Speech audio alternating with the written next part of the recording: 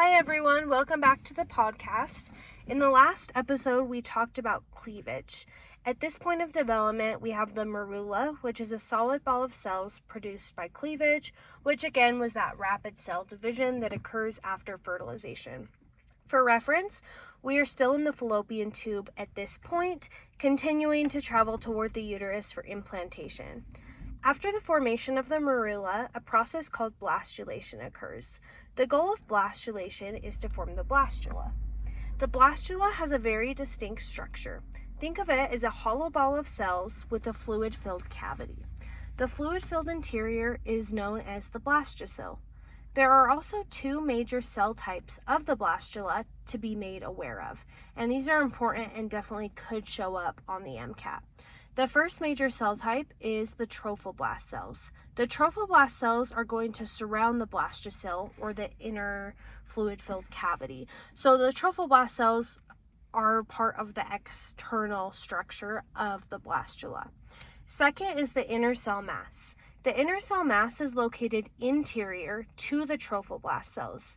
The inner cell mass protrudes into the blastocyst and is pushed off to one side of the hollow cavity. Now, what do each of these cell types actually develop into? So the trophoblast is going to develop into extra embryonic structures. Extra embryonic structures are structures that don't necessarily develop into the embryo, but they form structures that help support the embryo through development. So these are structures such as the chorion and placenta, which we will discuss more later. And the inner cell mass will actually become the embryo in later development. And now for reference, as blastulation occurs, we are still moving through the fallopian tube.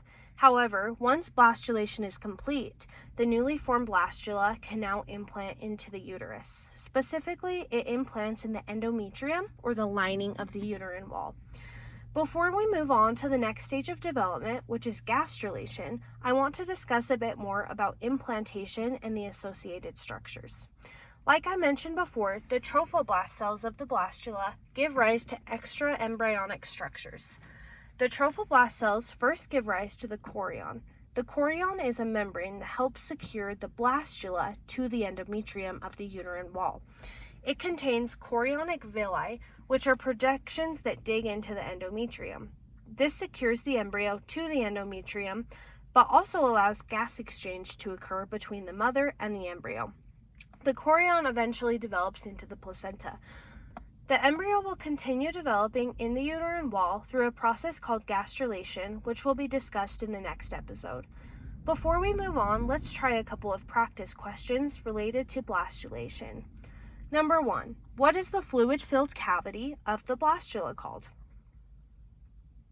The fluid-filled cavity of the blastula is called the blastocyst. Number 2, what do the trophoblast cells in inner cell mass give rise to?